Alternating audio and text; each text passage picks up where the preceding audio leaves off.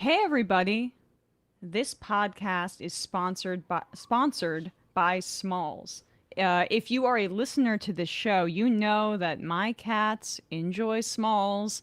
Sam's cat, Matt's two cats. We are all cat families around here, except Brian is a dog, so you're left out of this one. Sorry. But the three of us can attest that Smalls is amazing for our cats. To get 60% off your first order plus free shipping, head to smalls.com and use our promo code majority for a limited time only. Smalls cat food is protein packed and their recipes are made with preservative free ingredients that you would find in your fridge, and it's delivered right to your door. That's why cats.com named Smalls their best overall cat food. When I was getting my new kitties, I was researching cats. You got to look up for the ones with real food. You just Google it, and I was like, Smalls is a sponsor of ours. Let me check if they're on the up and up. And right away, you can tell Smalls' ingredients is really just the best in the business. If you're still not a believer, Forbes ranks Smalls the best overall cat food, while BuzzFeed said, my cats went completely ballistic for this stuff. And that is my experience as well, Matt. I know when you squeeze a little bit of that juice on the dry food, they really enjoy it. But they also have, wet food for them, little snacks. That you refrigerate. Yeah. And so you can tell this is the good stuff. It's not, it's not some of the cheaper stuff, let's be real. And honestly, Yeah, it's not the stuff you're picking up at the bodega at 2 a.m. because you forgot to buy Smalls and now your cats are yelling at you. And we made a transition from some of the more, processed stuff they were used to Smalls and to like the organic stuff. And first of all, they haven't been gaining weight as rapidly. It's been more, they look, better. And their coat is much softer, which you notice, and their energy is better, which it's just great to see, and you kind of watch that happen in real time. Smalls also has a bunch of amazing treats and snacks you can add to your order. My cats love, I guess, like what was the little meaty bite one? I can't remember it, but either way. After switching to Smalls, 88% of cat owners reported overall health improvements. That's a big deal. And if you have a particularly picky cat, Smalls has a sampler so your cat can try everything that Smalls has to offer. And the team at Smalls is so confident your cat will love their product, you can try it risk-free. That means they will refund you if your cat will not eat their food. So what are you waiting for? Give your cat the food they deserve. For a limited time only, because you are a Majority Report listener, you can get 60% off your first Smalls order plus free shipping by using my code MAJORITY. That's 60% off when you head to smalls.com and use promo code MAJORITY. Again, that's promo code MAJORITY for 60% off your first order plus free shipping at smalls.com. In the show notes, you will see a link to this again. For a limited time only, get 60% off your first order plus shipping when you head to smalls.com and use code MAJORITY. And now, time for the show. The Majority Report with Sam Seder. The destiny of America is always safer in the hands of the people than in the conference rooms of any elite. Sam Seder. They are unanimous in their hate for me, and I welcome their hatred. We must guard against the acquisition of unwarranted influence, whether sought or unsought, by the military-industrial complex. The Majority Report with Sam Seder. Ever get the feeling you've been cheated?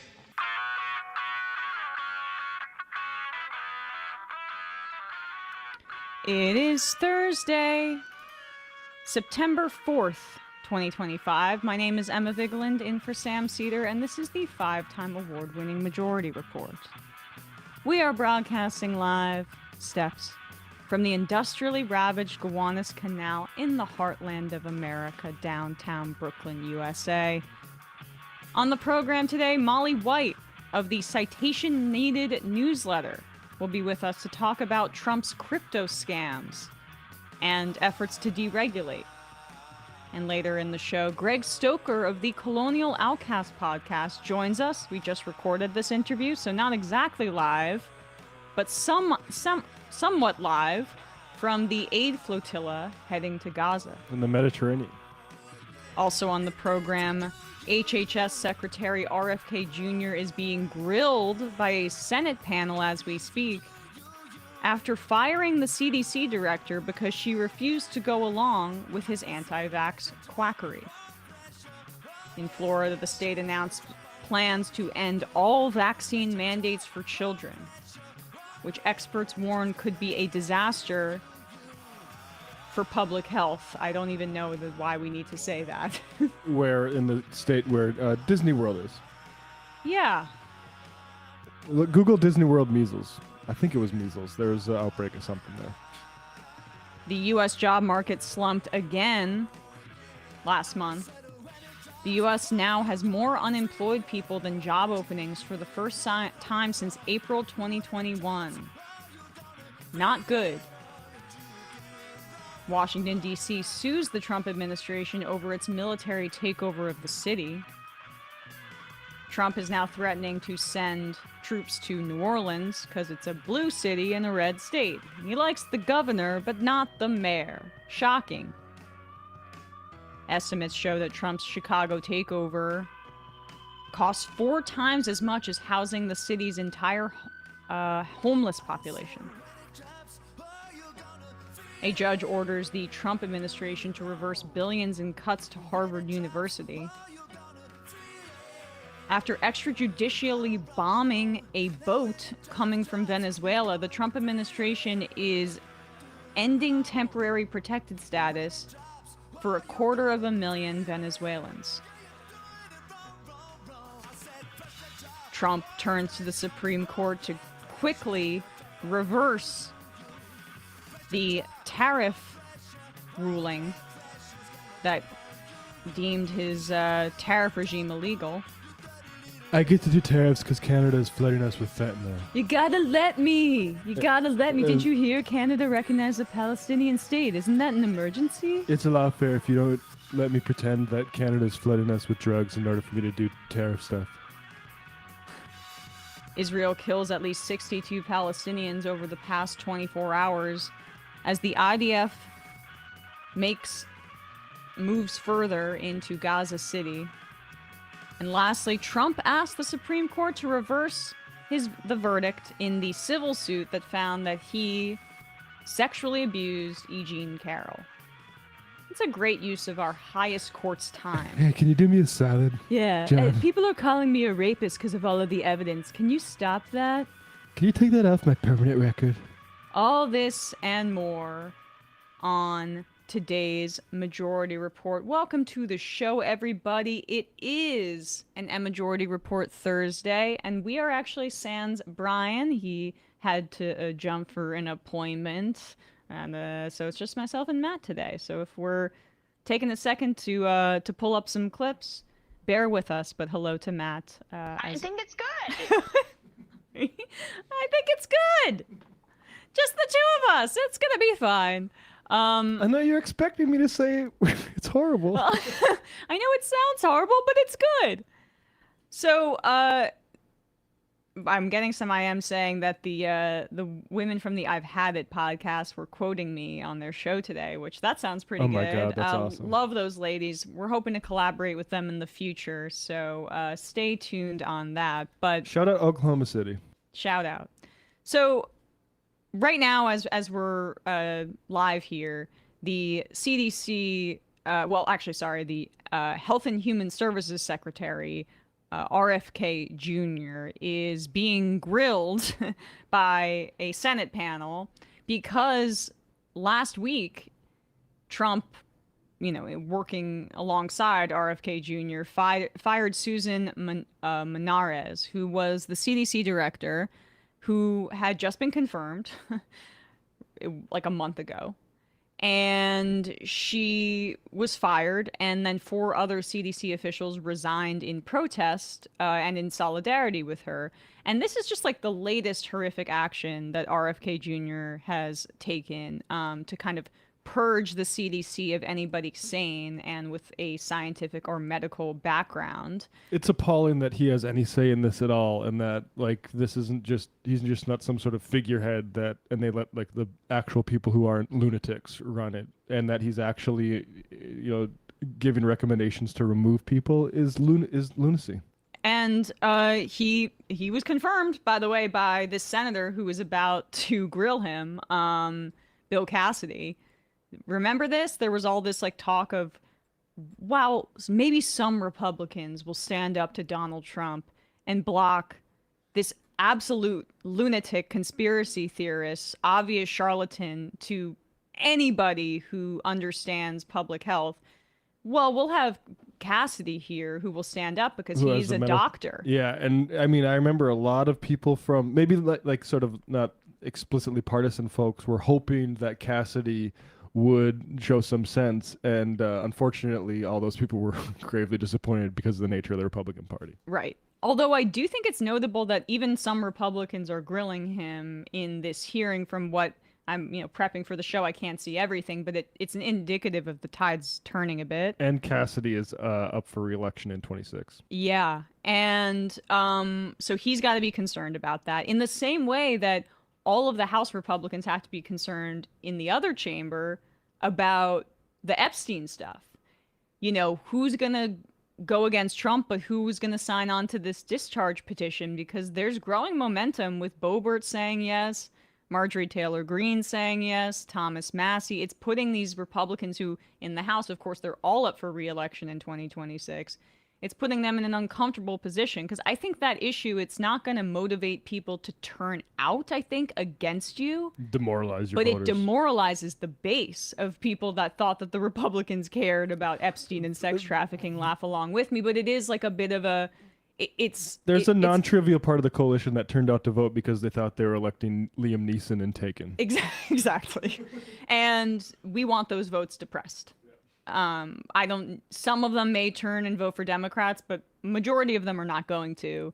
And it's just important that that it's on display for them that their representative is a piece of garbage who actually is lying to them the entire time. So Bill Cassidy is trying to, stave off a potential challenge. And he's in the red state, obviously, but it still could happen. It's crazier things have happened. There was a Democrat elected in Alabama in Trump 1.0 after Jeff Sessions. We started ramping up for that exactly. Campaign. So crazier things have happened, but here he is challenging RFK just earlier this morning.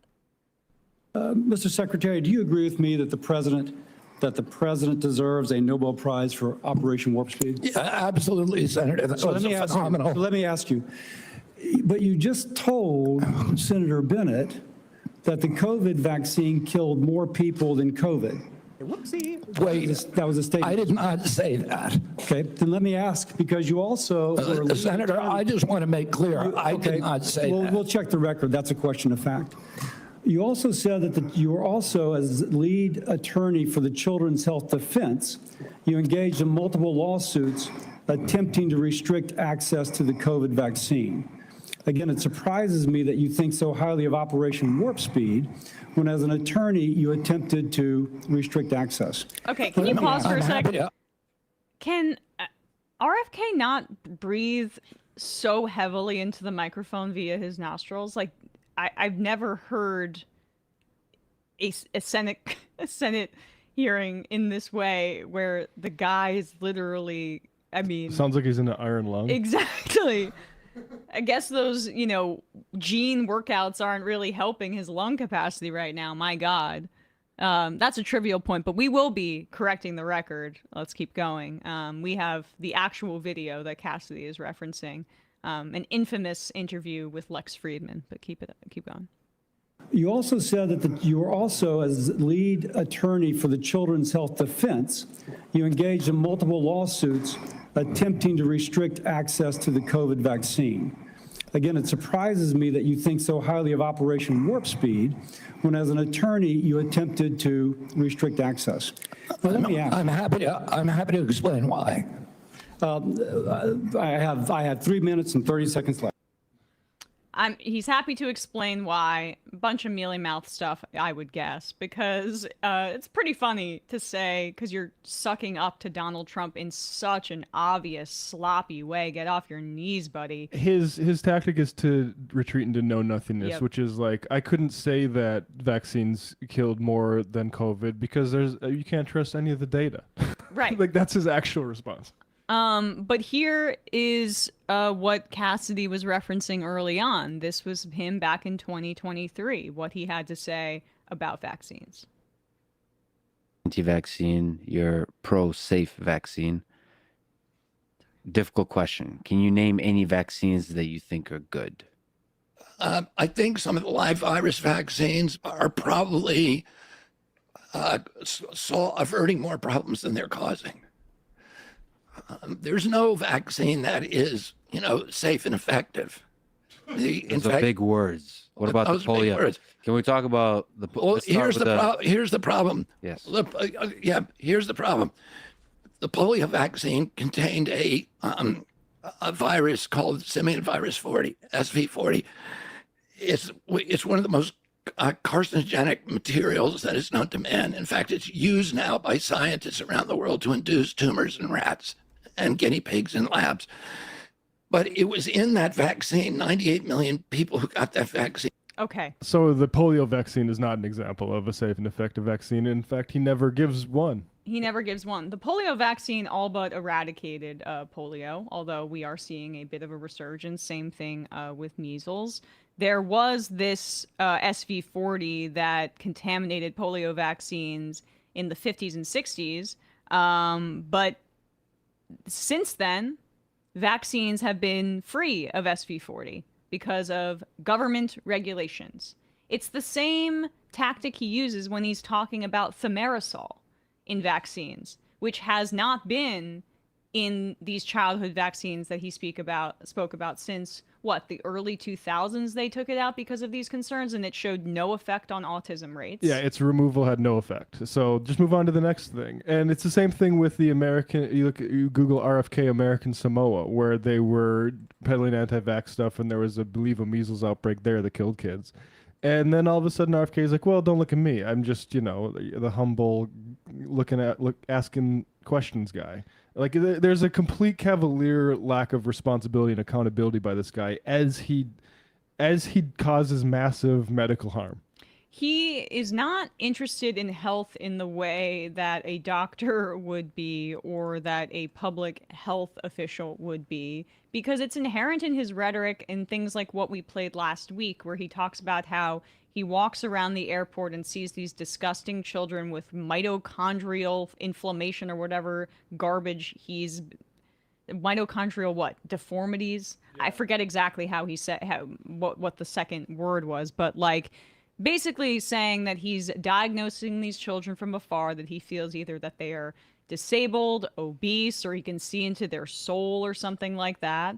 And his vision of health comes from a place of disgust and aristocracy. It's how a rich guy thinks about health, which is that if you just work out in this way or eat the right things, which I'll always have access to, or have the right supplements that I'll always have access to, then you can be as healthy as I am. And if you're not, well, what is the natural conclusion of that? You are a degenerate, or you're not strong enough. And then you peel back the layers of this, and it's very easy to see how it's borderline eugenicist. Yeah. Because what is going to happen in Florida if they get rid of all childhood vaccine requirements? What's going to happen to disabled children? What's going to happen to children with autoimmune issues? These children will die. Kids are going to die, especially poor kids. And so it's right. This is an exacerbation of the worst parts of our healthcare system by eliminating the infrastructure around public health and making healthcare so individualized that only folks with the right income can provide healthcare for their kids. I mean, this destruction of also the recommendation guidelines for the COVID vaccine. If you don't have health insurance and you don't have some sort of pre-existing condition that can qualify you for access to the vaccine, it'll be like the early days of the mRNA vaccine where you needed to have a condition to get it before, if you were within like the healthy age range. Basically, this is going to make it so that more people die of COVID and it spreads further. Remember when this was supposed to be about choice, and now they're removing that choice exactly to do it? And this might seem uncharitable to folks who, RFK is one of the more popular figureheads in Trump's coalition. He's against Medicare for all because he's worried that the amount of money that he's inherited, he would have to spend it on taxes to pay for your sick ass. Like that's the filter he takes all this stuff through, at least lately. Maybe he wasn't like this 15 years ago.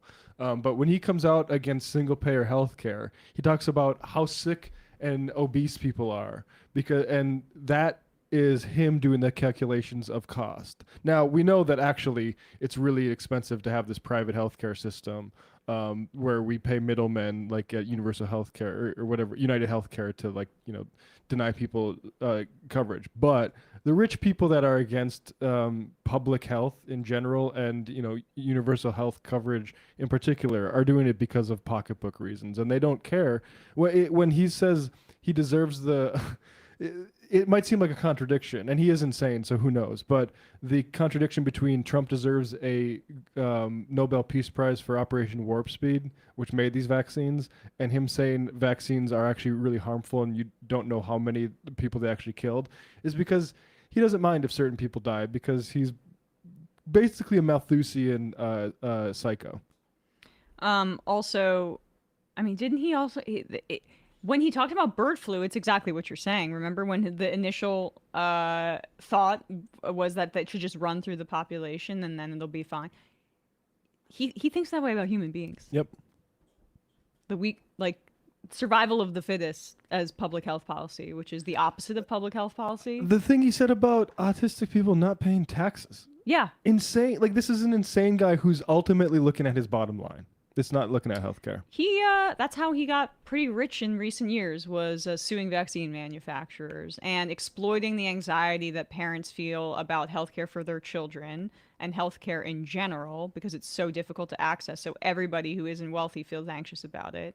And says basically, follow my guidelines and your child won't be this disgusting autistic or disabled person that I have no interest in helping, but have an interest in kind of doing away with via federal policy. And it's a wider thing than RFK or even Trump. Ron DeSantis is, like we've been talking about, doing it down in Florida, and then saying we're doing this because of medical choice. The same party that overturned Roe versus Wade and has been criminalizing women's right to choose. Exactly. In a moment, we are going to be speaking to Molly White of this Citation Needed newsletter about Trump's just crazy crypto corruption. But first, a word from some of our sponsors. When the Majority Report started, I know that it gave Sam a ton of anxiety about thinking about doing a merch store. Developing that infrastructure from the ground up is really difficult. It can be super overwhelming. I mean, we have our issues, we got to film the show, you got to record, you got to read and research, and it's just a lot to deal with. But when you find the right tool that helps you grow your business and helps you out and simplifies everything, it can be such a game changer. And for millions of businesses, that tool is Shopify. Shopify is the commerce platform behind millions of businesses around the world, from household names like Magic Spoon to brands that are just getting started. Shopify has hundreds of ready-to-use templates that help you build an online store to match your brand, whether that's beautiful, edgy, or minimalist. Shopify is packed with AI tools that help you put together product descriptions, page headlines, and even enhance your product photography. And best yet, Shopify helps you with managing inventory, international shipping, processing, returns, and beyond. If you're ready to sell, you're ready for Shopify. So our merch store, you love it? You love some of our merch? Well, that's made possible by Shopify. It just made it super easy for us. This is not a show that is business first, I would say, focused much on having to make things efficient and making money. I mean, if we are, we're not doing a great job at it. Yes, and so it's basically about ease, comfort, and being able to just like have a quick fix. And Shopify is more than a quick fix. It runs it really well for us. So thanks for Shopify for taking this off our plate. Turn your big business idea into cha-ching with Shopify on your side. Sign up for your $1 per month trial and start selling today at shopify.com/majority. Go to shopify.com/majority, shopify.com/majority, and we will put this below in the podcast and video description and show notes. Shopify.com/majority. And lastly, this episode is sponsored by Liquid IV, as is basically every episode of the Majority Report, because we're all drinking it around the office. We are now back to school. Summer's winding down, but it is still hot in many parts of the country in the fall, and also you have to be hydrated no matter the temperature. So as you're transitioning from summer shenanigans to the focus needed in the fall, you're going to need to ditch the glitch with zero sugar and zero crash from Liquid IV's new energy multiplier, sugar-free hydrating energy. It's scientifically formulated to support physical energy, hydration, focus, mood, and social stamina. Visit liquidiv.com and use code MAJORITYREP at checkout for 20% off your first order. Liquid IV is essential. I brought it for some of my bridesmaids at my wedding, thinking like, oh, you might need this in the morning. But also because we were doing so much throughout the day, kept us hydrated. I use it all the time when I'm traveling, when it's really hot out as well. And there's so many different flavors that you can choose from. The new sugar-free hydrating energy is perfect for the fall. The hydrating energy one helps you kind of just avoid some of the slumps in the afternoon when you're not feeling so energized. Just one stick, 16 ounces of water added to it, and it hydrates better than water alone. Powered by Live Hydroscience, an optimized ratio of electrolytes, essential vitamins, and clinically tested nutrients that turn ordinary water into extraordinary hydration. It has 8 essential vitamins and nutrients, always non-GMO, vegan, gluten-free, dairy-free, and soy-free. Ditch the glitch with zero sugar and zero crash from Liquid IV. Tear, pour, live more. Go to liquidiv.com and get 20% off your first order with code MAJORITYREP at checkout. That's 20% off your first order with code MAJORITYREP at liquidiv.com. Link below in the YouTube description and episode description and blog. Quick break. When we come back, we'll be joined by Molly White.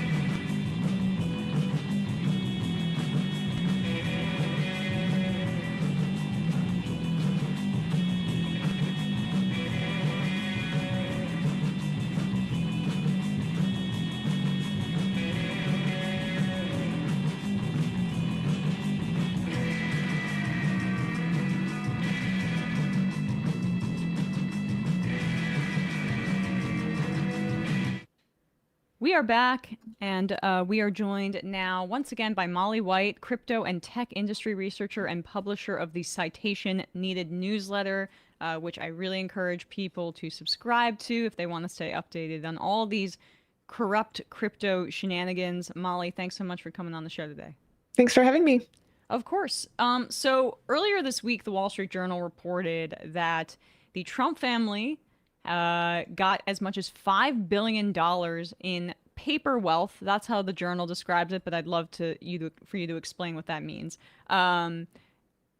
Because their crypto, venture basically had the equivalent of an IPO earlier this week and basically opened up.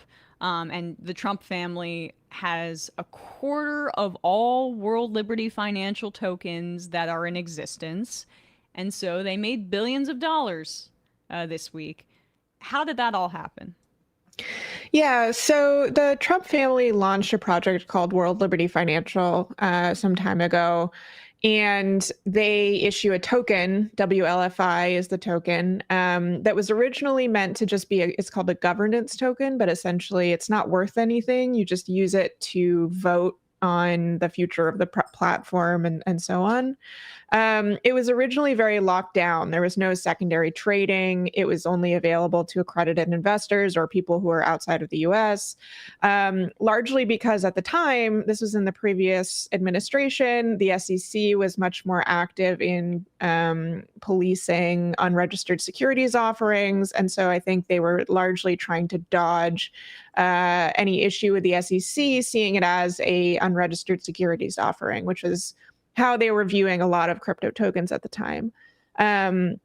Since then, under Trump, the SEC has dramatically backed off from enforcing cryptocurrency-related cases. They've made statements to the effect that most cryptocurrencies are not securities. And so the World Liberty Financial Project has changed the design of the token essentially so that it is now available for secondary resale. And that was essentially what caused the windfall earlier this week, was now that that token is resaleable and there is sort of a market price for it because it's being actively traded, the large amount of that token held by the Trump family now has this paper price of, several $billion. And now the Wall Street Journal is careful to describe it as a paper price because the issue with a lot of crypto tokens is that if one holder holds a substantial quantity of those tokens, they can't necessarily cash out at that amount. The token price is largely based on supply and demand. And so if there was this sudden influx of supply with the Trumps, dumping their entire holdings, they would not be able to cash out likely anywhere near that many, 5 billion or 6 billion or whatever the number is going around. However, it still is a multi-billion-dollar windfall. Just want to emphasize that, even though, the as you mentioned, it's the valuation. It's not going to be reflected if they were to cash out. When you talk a little bit about the tokens themselves,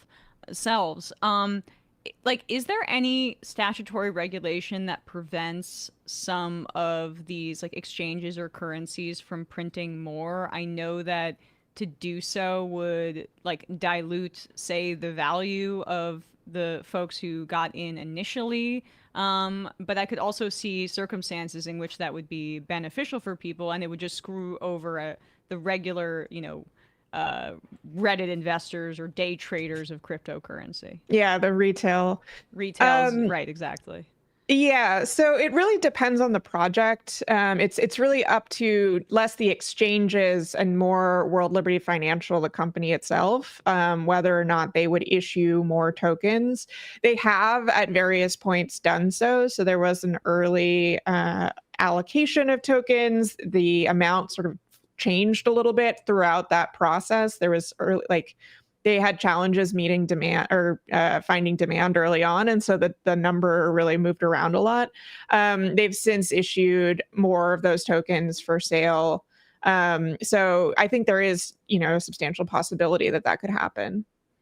But it's just, I remember the arguments about cryptocurrency being that there was a finite amount, or at least maybe that's just particular to Bitcoin.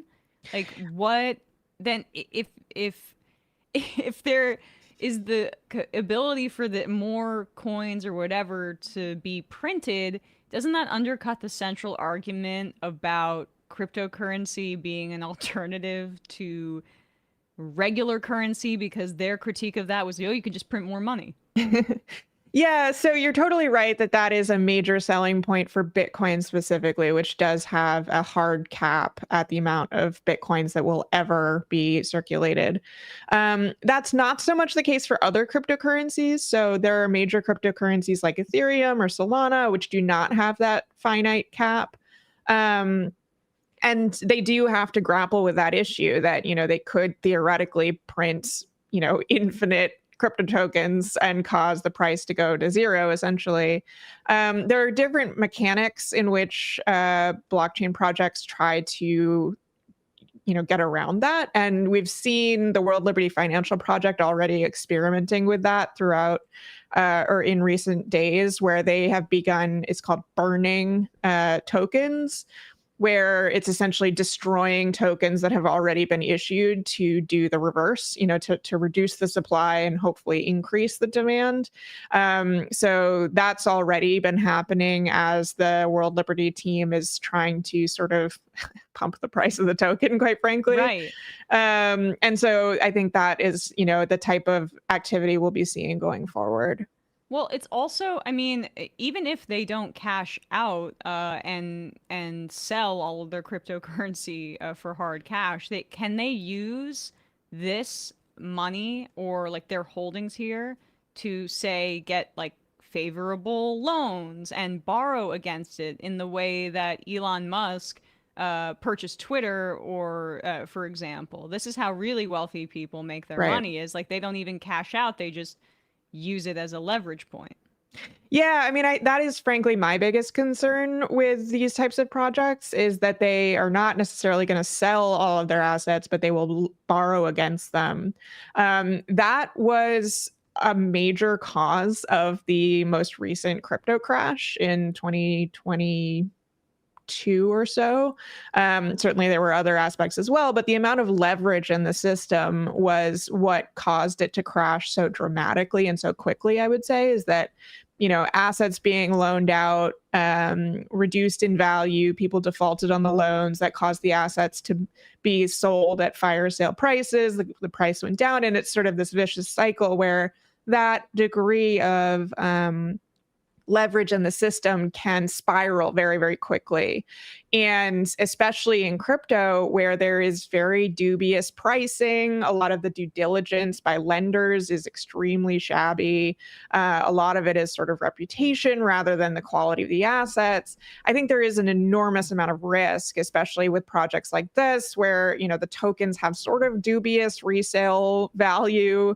It's a lot tied to sort of the Trump reputation. Right. And so I think that's going to be the question. A lot of traditional lenders do not lend against cryptocurrency. And so it's not likely that the Trumps are going to go out and get a bank loan against these assets. But there is this proliferation of lending in the crypto world, which is generally lending against existing assets, such as World Liberty Financial tokens. And I could definitely see them trying to take advantage of that. How is that possible then? Is this lending kind of infrastructure completely like below the surface? How can cryptocurrencies, operate in this way? I thought we had banking regulations that kind of made it so these banks were the main show in town.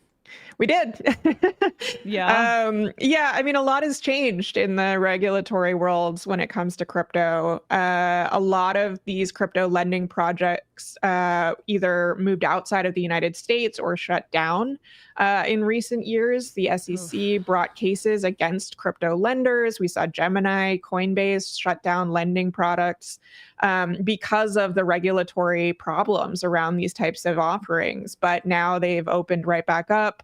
They've started offering loans to U.S. customers, and the regulation is largely non-existent, especially as there is this ongoing question of who the primary regulator even is. And, the SEC has essentially taken a step back and said, we don't know who it is, but it's not us. You wrote about that. Let's talk about that a bit, if you don't mind, Molly. Just like how the Trump administration has been, decimating the regulatory agencies across all different bodies and sectors. But what I wasn't aware of until I was reading your reporting is that they have been trying to make it so that the Commodity Futures Trading Commission is, one, the only regulator for the cryptocurrency industry, and two, is just basically a single commissioner at this point that is obviously going to be handpicked by the president. Why does the crypto industry want this, and what is happening really behind the scenes with these regulatory bodies that our audience should know about? Yeah, so there has been legislation already going through Congress that it wouldn't necessarily make the CFTC the only regulator, but they would become the primary regulator. And this is something the crypto industry has been pushing for years. For a long time, they've wanted the SEC out of the game as the crypto regulator, even though they were sort of the primary regulator for a while.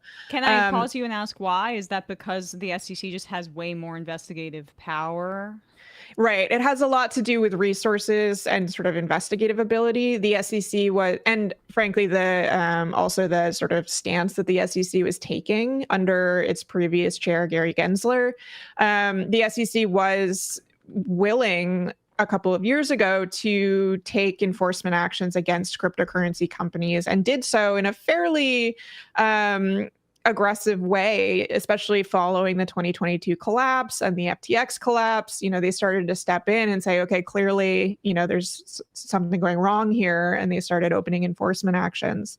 That was horrifying to the crypto industry, which went on a full scale sort of assault back against the SEC. And they've, really lobbied for the CFTC to be put in as the regulator. It's a much smaller agency. It receives much less funding. It has much less experience regulating retail markets, frankly, whereas the SEC is, the retailer or the regulator for, retail stocks and things like that. And so it would likely be fairly toothless in comparison to the SEC. Are they resting this on the idea that it's a commodity and not in some way a financial asset, which is that the core of the argument? I don't understand how you could say that this is outside of the SEC's purview, except for the obvious corruption we're talking about. But it stretches credulity even on its face. Well, I mean, the CFTC is a financial regulator. They regulate some aspects of the financial system, and it's sort of a split. The U.S., unlike some countries, does not have sort of a single financial regulator. We have this split system. And so there are legitimate arguments that can be made that, various cryptocurrencies maybe are commodities, or that various types of activities that people do with crypto trades should be handled by the CFTC. Frankly, I don't buy the argument that, I largely agree that most crypto assets are securities and should be regulated by the securities regulator. Some in the crypto world have argued that no, they're not. Some have argued that, well, maybe, but these are outdated regulations that were written in the 1930s, and we need something totally new. We need to carve out crypto from that regulation and put it into its totally new stage. So, there are arguments that are being made. But frankly, I think a lot of it boils down to sort of a strategic decision to have the much weaker regulator in place. Although at this point, with the SEC very much changing direction. I sort of wonder if that was even necessary, because the SEC is also undergoing challenges around its willingness and ability to go after clear securities violations. But, as you alluded to earlier, I think they are looking forward to this future where not only is the weakest regulator in charge of overseeing this quite large new sector that they previously did not have to oversee, but they would not necessarily receive increased funding to do so. We've seen crypto companies come out and say, we want the CFTC to take on this entire new industry, but also receive no support to do so. And then we've also seen, yeah.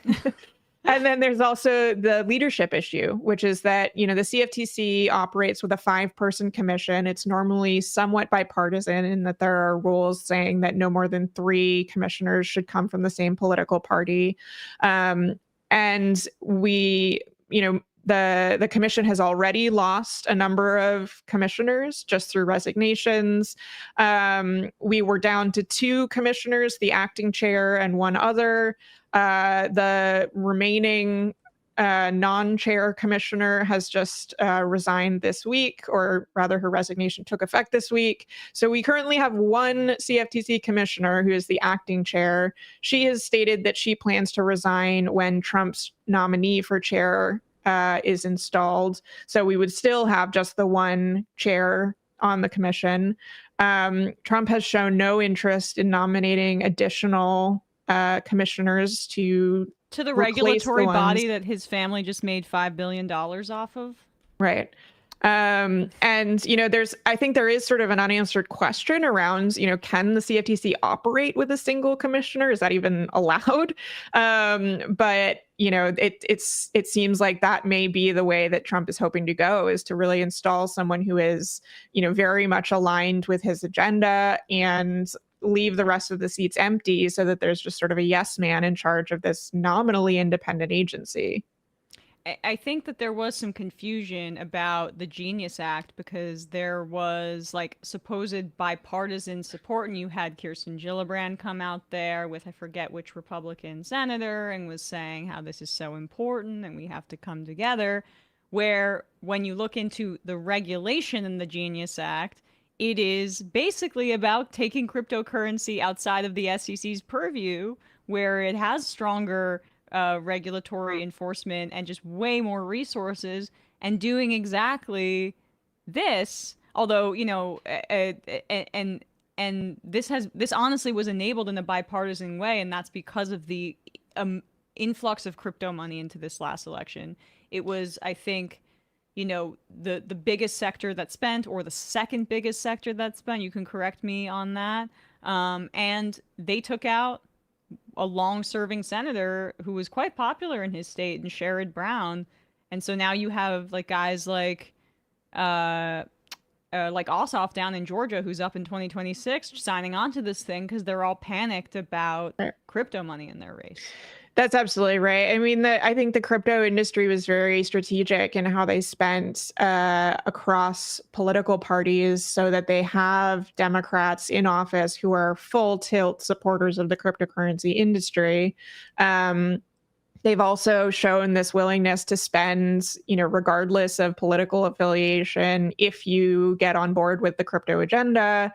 And they have, I think, terrified a lot of Congress people that if they don't sign on, or at least shut up about the crypto lobby and its various regulatory and legislative goals, then they will be essentially taken out of office through massive spending in the midterms.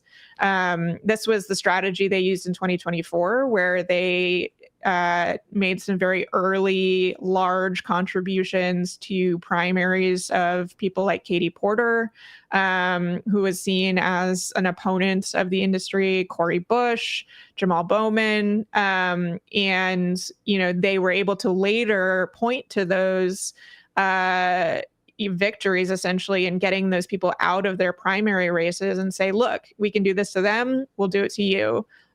So, basically get on board, support our legislation, sign on to our agenda, and you'll be safe.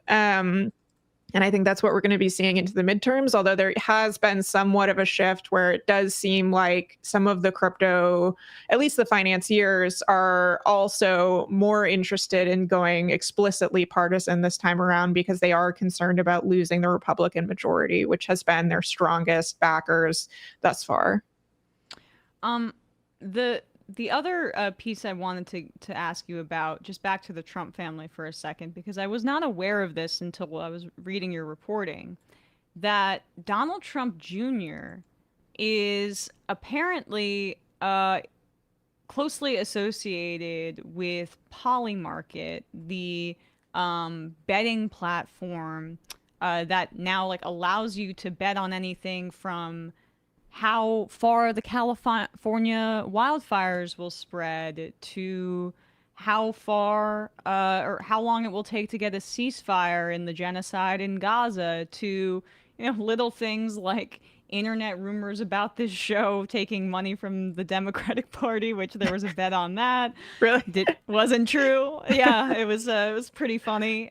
We had a laugh about that. But underneath how like absurd it is the idea that you can bet on elections. Okay, like I'm a sports fan. It's already insane that you can bet on the color of the Gatorade that's going to get dumped on the coach when they win the Super Bowl, because obviously someone could have inside information about that.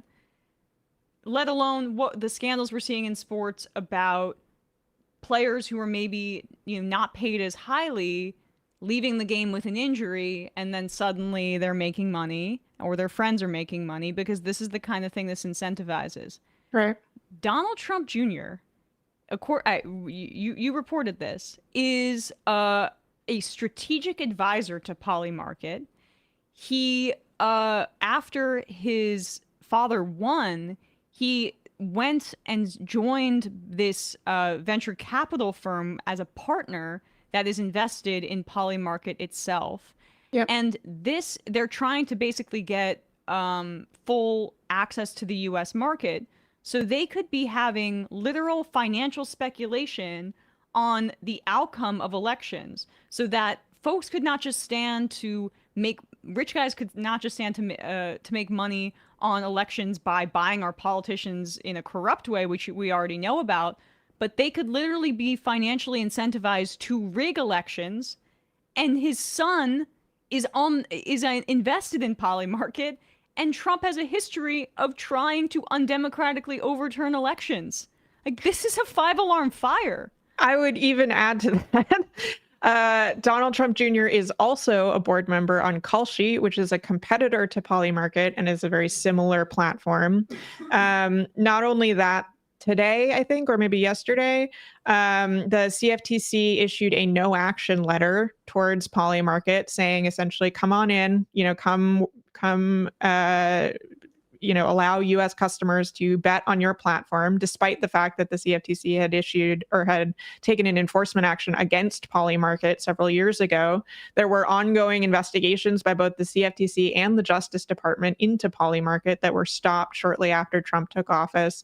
Trump's nominee for the CFTC chair, and the CFTC already is the primary regulator for events contracts, which is these prediction markets, essentially. So that's already established in the regulatory world.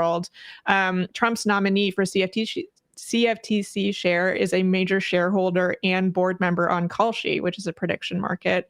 There was a FOIA request into emails sent by Trump's nominee to the CFTC after he received the nomination, suggesting that he may have been improperly requesting information on competitors to Kalshi, that he may have had some influence in the very friendly shift at the CFTC towards these prediction markets.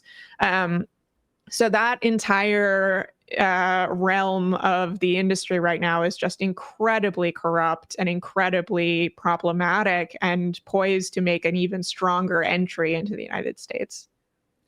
Is there the opportunity to challenge this legally? I mean, I like, as if our elections are not corrupted enough, we're going to soon have the capacity to bet on outcomes. I mean, that is... We're in dangerous territory for like the democracy of this kind of like this is democratizing our dark money system, basically. Yeah, it is. I mean, it's very concerning. I do think there is space for that type of action. There have been state regulators that have been stepping up to some extent to bring actions against these types of companies, and state attorneys general stepping in to try to essentially take over where the federal regulators are completely dropping the ball. And so, I'm hopeful that we'll see more of that action. There's certainly, I think, plentiful opportunity for civil litigation, although, the outcomes of that are definitely concerning given the sort of sign off that we're seeing at the federal level on these types of activities. I mean, a lot of what these platforms are offering, as I pointed out in a recent piece of mine, it's already explicitly prohibited for them to offer any type of bets on, wars, acts of terrorism, gaming in general is completely off limits in the CFTC regulations, and yet both Polymarket and Kalshi have complete sections, dedicated to sports related events contracts. And so, I think there is an opening there, but it's going to be a challenge, I think. Well, Molly White, could not recommend Citation Needed more. Thanks so much for your time today. Really appreciate it. Thank you for having me. Of course. Quick break, folks, and then we will play for you an interview that I recorded with Greg Stoker from the flotilla just, 3 hours ago. Greg is an anti-imperialist activist, a veteran as well. And we were so lucky to be able to get like a pretty decent connection with him from the flotilla itself. So quick break, and then we will play that interview for you.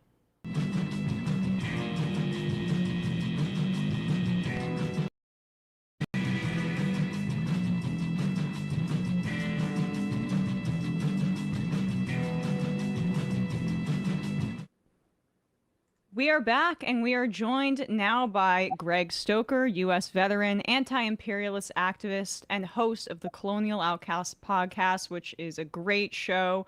Live with us, or we're recording this a few hours before the show, live with me now at least, from the Global Sumud Flotilla, if I'm saying that correctly, sailing to Gaza to break the siege and deliver humanitarian aid. Greg, welcome to the show. Thanks so much for having me on. I'm so glad to be able to speak with you from the flotilla. As I mentioned, you're on one of the, I guess, 24 boats that set sail on Sunday on the flotilla, trying to get to Gaza to break the siege. But on the other hand, the Israeli government is saying that you're doing this for Instagram clout. So I'm hoping you're taking some cool pics for the timeline, buddy. I am. The account Quentin Quarantino had a great video of me talking trash to the other journalists who are on like a really nice media boat, and I'm stuck on the vet boat that has like actual sails and rigging. And it's basically just a massive vacation where we have very limited rations and living space, and we're going to deal with a rogue state that has a history of massacring international humanitarian activists like the Mavi Marmara and the World Central Kitchen last year. But yeah, if it's for clout for sure. Exactly. I mean, obviously incredible bravery by all of you guys, and this flotilla movement keeps growing by the month. People who are trying to join and break the siege. How many folks are with you this time? I know that the ships have delegations from like over 40 countries or something like that. Yeah, 44 different countries. There's a couple boats from the U.S. delegation. Other countries only have one. But we wanted this to be a transnational effort of humanitarian relief to basically do what our governments collectively as an entire like world population are refusing to do. So, we have had a couple of delays. It actually has gone off growing up in the military a lot smoother than I thought it would. From a humanitarian human rights activist perspective, I thought it was going to be cluster F than it was. Of course, we had a 24-hour weather stand down, and then we've had to set up a rally point to collect other ships that were scattered in the storm. But we're doing the best with what we can, because this is like a grassroots movement largely. And again, we don't have a military infrastructure. We don't have a tax base where we can, allocate funds to naval operations. So, yeah, there's going to be delays. It's going to take a minute to get there, but we're not going to be deterred through like psychological operations, like Ben-Gvir saying that all of us, including Greta Thunberg, is going to go into terrorist level detention facilities in order to deter other activists for attempting the same thing again. And I would like to remind the minister that there is only one person in this conversation who's actually been convicted of terrorism, Itamar Ben-Gvir. Good point. And that brings me to these quotes, because it's insane. This broke yesterday. This is from the Jerusalem Post. The National Security Minister of Israel, Itamar Ben-Gvir, they presented a plan to the cabinet aimed at halting the largest flotilla ever planned to sail to Gaza, comprising 50 ships with activists from 44 countries. Ben-Gvir presented the plan in this meeting. Under the new suggested directive, all activists arrested in connection with the flotilla will be detained in Israel's Kenziot and Damon prisons, which are used to hold terrorists under stringent conditions typically reserved for security prisoners. The activists will be held in prolonged detention, unlike the previous practice of releasing detainees after brief overnight stays. Activists will be denied special privileges such as TV, radio, and specialized food, in an effort to impose a clear message that supporting terrorism will not be allowed. So then also Ben-Gvir says they're going to be confiscating your ships and repurposing them under Israeli law. Now, I'm not a legal expert, but what's their jurisdiction? You're in international waters. Let's start there. Oh, yeah. Well, first of all, honestly, Ben, I would love for you to turn these boats that we cobbled together within the past 2 months and use them as your new police force. Because personally, my boat doesn't have bow thrusters, so we can't even dock without port assistance. So please make these the new top boats. They should replace the Israeli Navy or whatever their equivalent is with your guys' stuff. That's my tip for them too. Yeah, well, see, Ben-Gvir does say a lot of nonsense, but they are definitely concerned. Israel, doing a threat analysis for the Security Council for this Global Sumud Flotilla, it's easy to find via open source information that Israel has a very small navy, 49th, 50th largest or smallest, however you want to take that, in the world. They only have 60 vessels, 5 of which are submarines. Most of them, I would guess, are stationed or posted out in the Persian Gulf to do signal intelligence collection on Iranian assets in the region. Then they have like 6 to 8 missile cruisers, and then 45 patrol boats, some of which are in patrol detachments based out of the port of Eilat in the Red Sea. So they're not even part of this. So their other naval assets are doing patrols along the Lebanese and Syrian coast to interdict weapons or whatever intelligence support going to Hezbollah. So it's how many ships and assets do they actually have allocated for this? So what they're hoping is they really don't want to be dealing with this flotilla right now. They're in a bad PR position as it is, as what happens to one who's enforcing famine and ethnic cleansing on an entire population, but they don't have any legal basis. So they are falling back on the old tropes of, this is terrorist. This is an act of terrorist. They're calling Greta Thunberg a terrorist. And I would just like to say that, if your state sees a 22-year-old activist as one of its existential threats, it's not looking good for the longevity of the project. But they're hoping that this will fail. So they're hoping it will collapse in on itself. The entire project will implode before we get to the port of Tunis.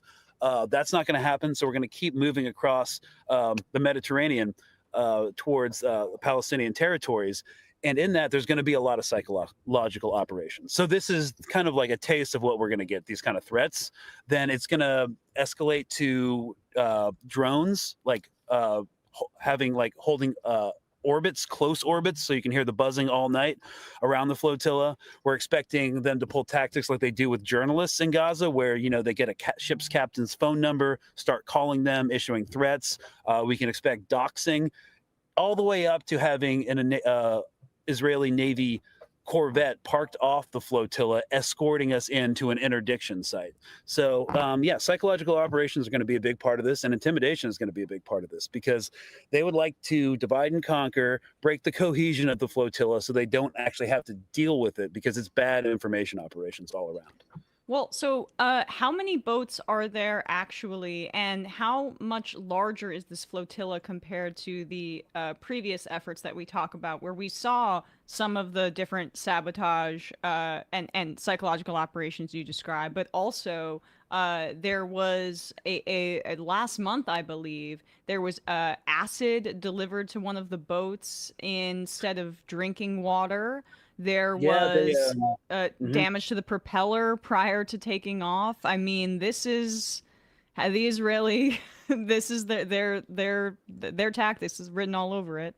Well, we've had more operational security. And look, with an operation this large, you can't really be completely secure. But we haven't encountered acid water or sabotaged propellers or bureaucratic sabotage. They definitely pressured the port authorities to make it so that they denied our insurance, pulled the flags, made it unable for us to launch bureaucratically. And now Isaac Herzog, the president of Israel, is ostensibly flying into Italy today, into Rome today, to meet with the Pope.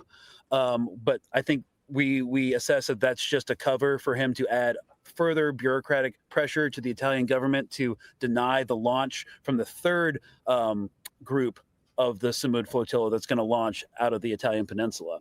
So yeah, they're trying bureaucratic, psychological, and then they'll try military. So we've seen through open source intelligence that they've massed a couple of electronic warfare and surveillance planes, C-130s and G550, converted private jets that have electronic warfare suites. So they might just try to burn out all of our comms en route in order to stop the flotilla. I mean, they have a number of ways to do this, but again, it's all a violation of international law.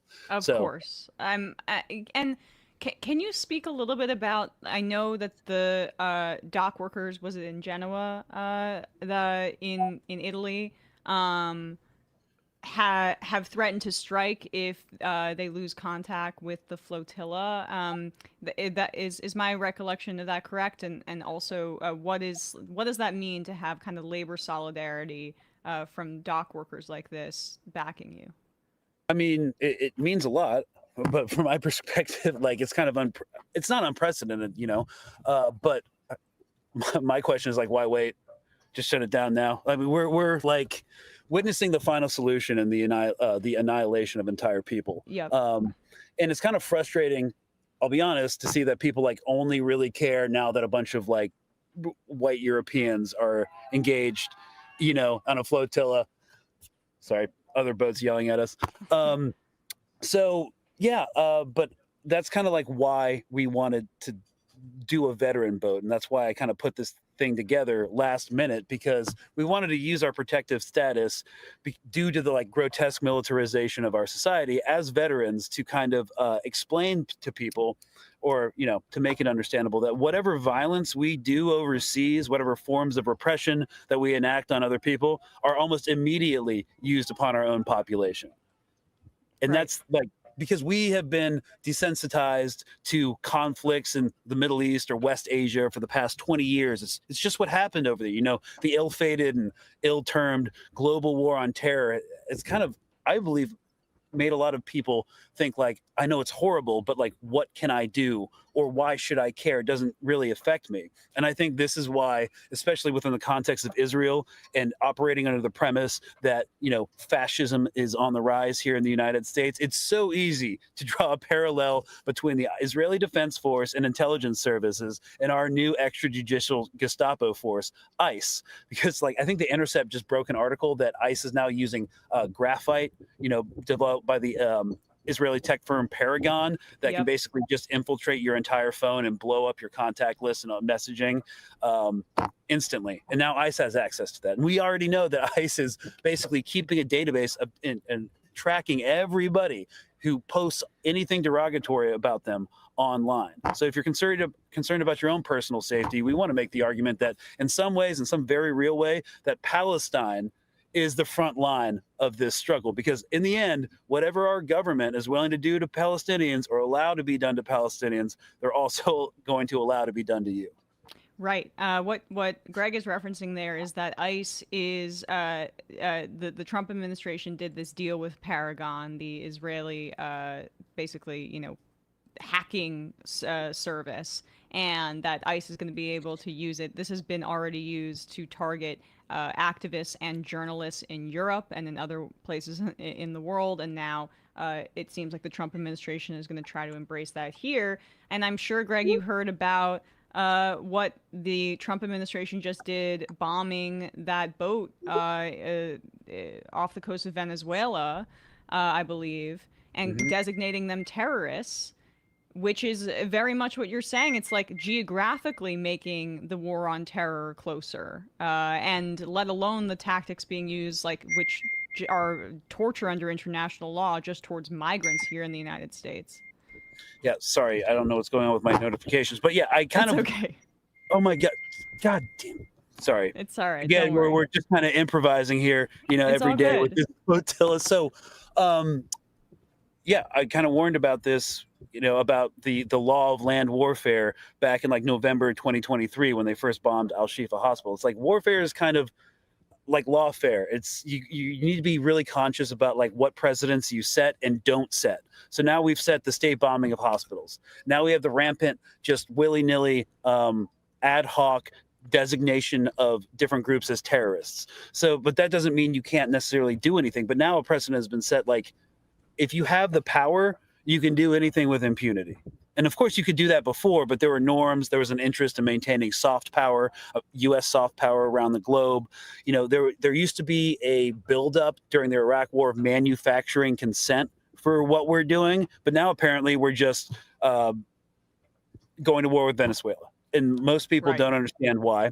And I think people need to be really concerned when we carry out like summary executions on drug traffickers. Even if they provided no evidence that who they were targeting. Usually when I grew up in special operations, if there was a high value target that was detained or killed in an operation, it was published. Not a lot of media picked it up, but that was open source. You could access it. The days of that happening are over. So it's just like whatever the government says. All these people are like Tren de Aragua guys that are waging a war on drugs against America. Well, how soon before that turns inward on American citizens? When do the drone strikes on Americans or people inside the continental United States who are Tren de Aragua or MS-13 begin? So again, that's why we're on this boat, because it gives us a platform to actually like talk about it from a veteran's perspective. And it kind of gets like your problematic uncle a little bit more on board with these ideas. Is that the function you're serving here, right? You can wave the veteran card and then say "Free Palestine" in the same sentence. That works great. Yeah, well, I mean, we do get accused of stolen valor, so we're all publishing our DD-214s if we have to. Which they seem to throw that around quite a bit, but back to the flotilla here, we kind of glossed over it, but I mean, I know, of course, you're prepared for detention by the Israeli government, but how are you prepared for that? Given the threats that Ben-Gvir is issuing, what is basically the consensus among maybe your veteran boat, but also the broader flotilla from Greta Thunberg all the way to Greg Stoker? Well, if they want to, throw a bunch of U.S. veterans doing a action protected by international law into a terror dungeon, all who were honorably discharged from military service, they're fine to deal with that blowback. And, we have systems and support groups in place to blow up our representatives and parallel actions plans. So this is actually a much larger effort than just the boats. There's a lot of planning going in behind this that redounds back to the continental United States and each and every one of those 40 countries that is sending a boat and a delegation.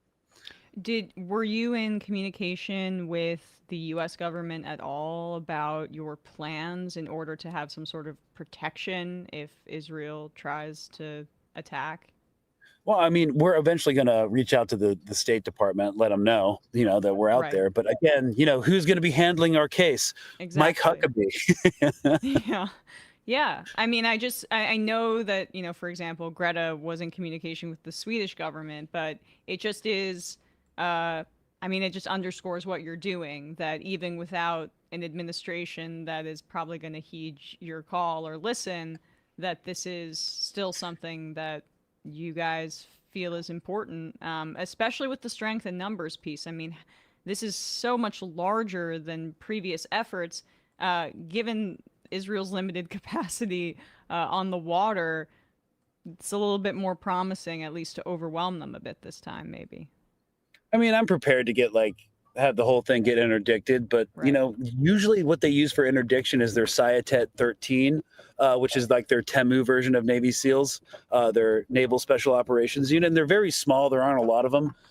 So generally what's been happening is they've been sending like a security team to take control of the boats, and then steer them under arms into Ashdod or Haifa.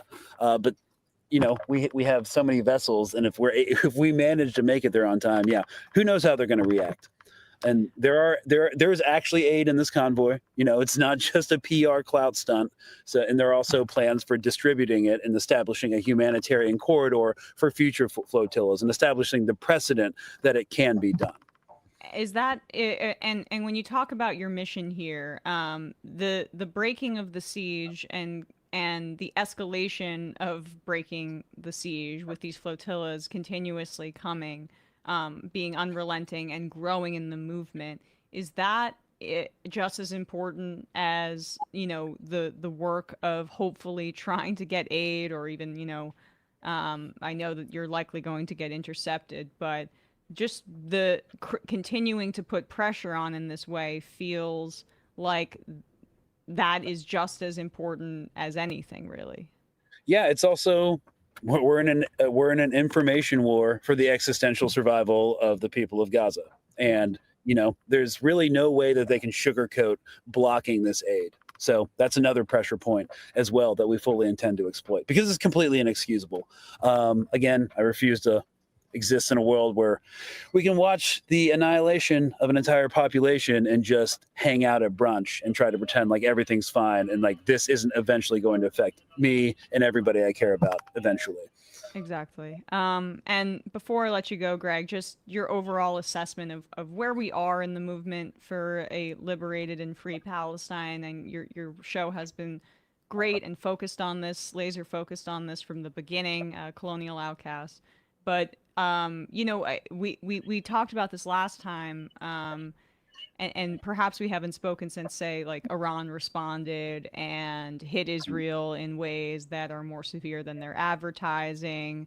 But I think we did at one point speak about how Hezbollah had been successful in fighting Israel in southern Lebanon, but then they took a significant blow. It appears like Israel's, military power reasserted itself, but also got into a defensive crouch because of Iran's success. So I'm curious what you feel like from the outside is like your view of Israel's, strength outside of how it's trying to present itself in terms of deterrence.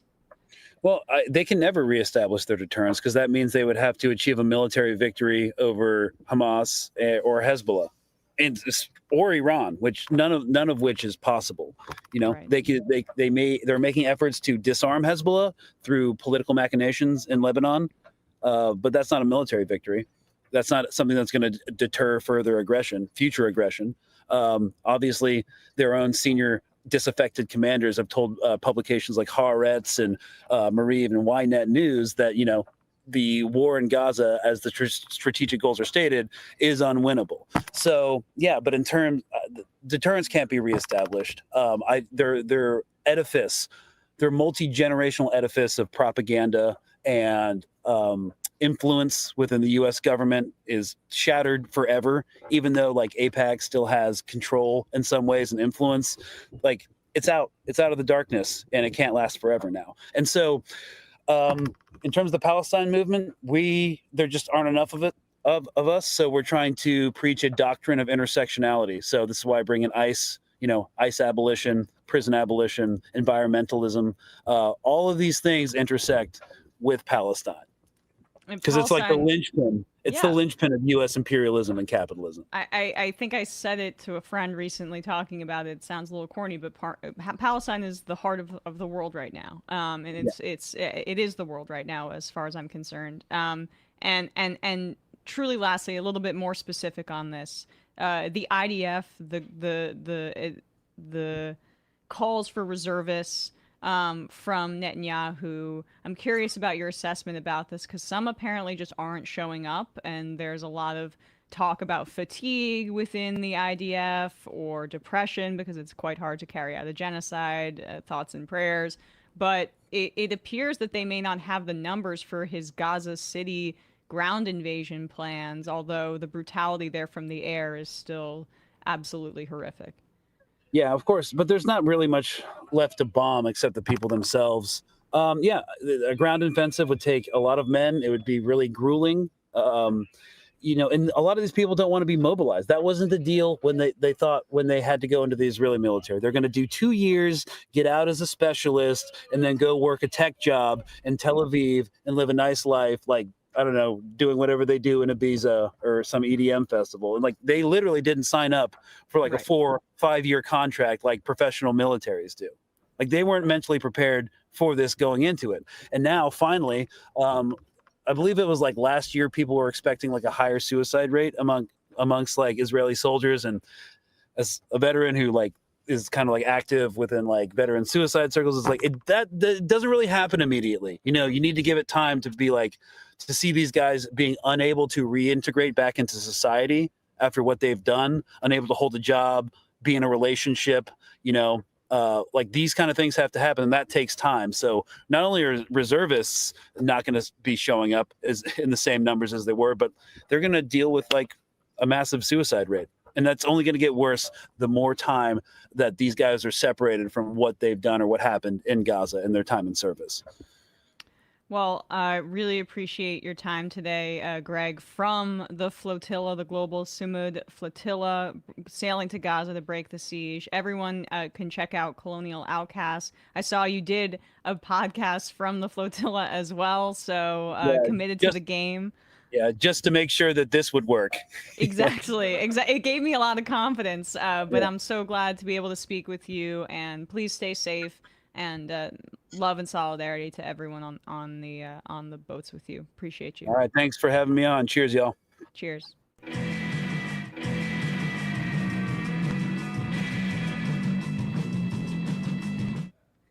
We are back. We are about to head into the fun half, where we will read your IMs, maybe take a call or two.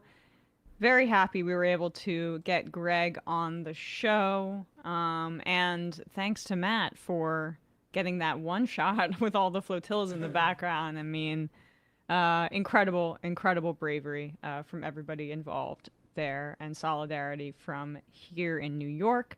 It is about that time. We're going to head into the fun half shortly. Matt, what's happening on Left Reckoning? Left Reckoning will have another Sunday show for patrons, patreon.com/Left Reckoning this weekend. Check that out. Check that out. And last night, or 2 nights ago, was Brian Vokey on. That's also true. Go check the VOD for the Tuesday night episode if you want to see Brian in the Brian flesh. With a Y. Bryan Vokey, stand-up comedian, also producer of Majority Report here. Woo! And we talked about this elephant graveyard disemboweling, really, of the whole Joe Rogan comedy industry. And also talked a little bit about Jimmy Dore and being in the military. So patreon.com/Left Reckoning. All right. Do we have Binder and Brandon? We do not. All right. Well, we'll head into the fun half, and we will see them there. See you on the other side, folks.